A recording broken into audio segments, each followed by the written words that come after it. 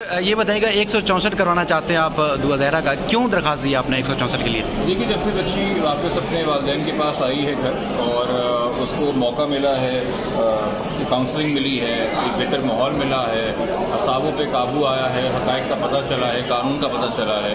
تو وہ تمام تر سچ اور حقائق جو پہلے وہ کسی عدالت کے سامنے نہیں بیان کر سکی، کیونکہ جو بھی اسے وکیل دیے جاتے تھے وہ ملزموں کے دیے ہوئے ہوتے تھے، وہ ملزموں کی کیا کہتے ہیں زیر حراست آتی تھی اور زیر حراست جاتی تھی، تو اس انفلوئنس سے وہ آزاد نہیں تھی۔ اب اس نے جو ایک کیس فائل کیا ہے، اس نکاح نامے کو جھٹلایا ہے اور کہا یہ زبردستی کی شادی تھی، اور اس کے بعد جو بھی اس کو ساتھ زبردستی رکھا گیا، رشتہ قائم کیا، وہ زبردستی کا تھا، تو وہ بہت سارے حقائق اس نے جب سے ریویل کیے اس کیس میں، تو اس نے یہ جو ملزمان اس کیس کے ہیں ان کے بھی جرائم کے حوالے سے بہت تفصیل اور ان کے کردار کے حوالے سے تفصیل بتائی ہے۔ اس کو مد نظر رکھتے ہوئے یقینی طور پہ جو مین ٹرائل کیس ہے، کرمنل کیس ہے، یہ حقائق اس کے بھی ریکارڈ پہ آنا ضروری ہے، اور اس کا واحد طریقہ ہے کہ 164 کا بیان بچی کا کرایا جائے۔ ہمارا اس وقت یہ بھی ایک کہنا ہے کہ جو بچی کا پہلا 164 اپریل کے مہینے میں پچھلے سال لاہور میں ہوا تھا، وہ ایک طریقے سے غیر مؤثر ہے اور غیر قانونی بھی آپ کہہ سکتے ہیں، کیونکہ نہ اس وقت عدالت نے یہ طے کیا کہ کیا یہ بچی عمر سے کم ہے یا عمر سے زیادہ ہے، کیونکہ مائنر کا 164 الگ طریقے سے ہوتا ہے،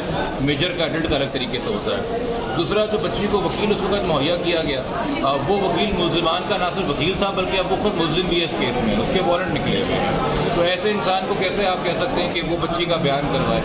اور تیسرا یہ کہ اب مٹیریلی ڈفرینٹ فیکٹس بچی جو ہے سامنے لے کے آ رہی ہے۔ اب کچھ لوگ اس پہ سوال کریں گے کہ جی بچی کا دوسرا 164 بیان کرانے کی جو ایک درخواست جو ہے وہ ظہیر ملزم نے بھی دی تھی،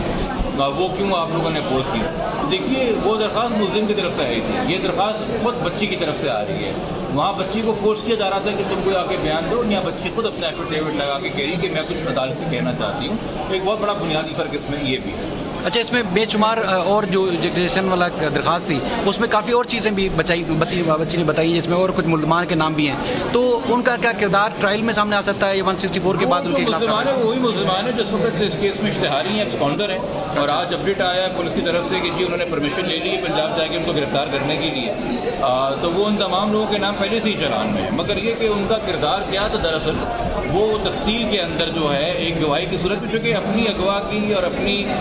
جو بھی اس کی ایک کیپٹیوٹی یا مغویہ کے طور پہ زندگی گزری ہے، اس کی آئی وٹنس تو بچی خود ہی ہے، ہم میں سے تو کوئی نہیں ہے، تو بچی ہی وہ حقائق سامنے رکھے گی۔ تو مزید آپ کو کیا لگتا ہے کہ ٹرائل میں وہ ملزمان جو کہ اس وقت مفرور ہیں، اگر یہ سارا ہو جاتا ہے، قانونی چارہ جو پوری ہو جاتی ہے، تو وہ بھی سزا کے مستحق ہیں؟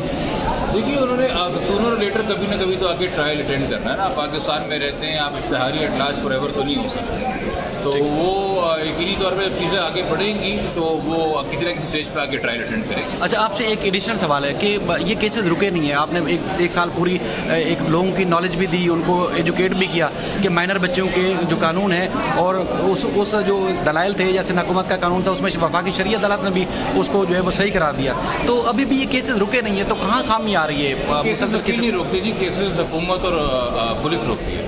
تو کیوں نہیں روک پا رہی ہے؟ آپ کے خیال میں جتنی بھی کیسز کا آپ ذکر کر رہے ہیں اس کے اندر آپ کو حکومت اور پولیس بہت ایکٹیو نظر آئی تھی، یا ہم نے ایکٹیو کیا تھا؟ ایکٹیو کیا تھا، تو پھر جب وہ خود ایکٹیو نہیں ہوں گے تو یہ کیسز ہوتے رہیں گے۔ جس دن پولیس اور چائلڈ پروٹیکشن اتھارٹی کے محکمہ اور سندھ حکومت جو ہے اور ہماری عدلیہ خود ہی ایکٹیو ہو جائے گی، یہ کیسز ہونا کم ہو جائے گی۔ ٹھیک ہے، تھینک یو۔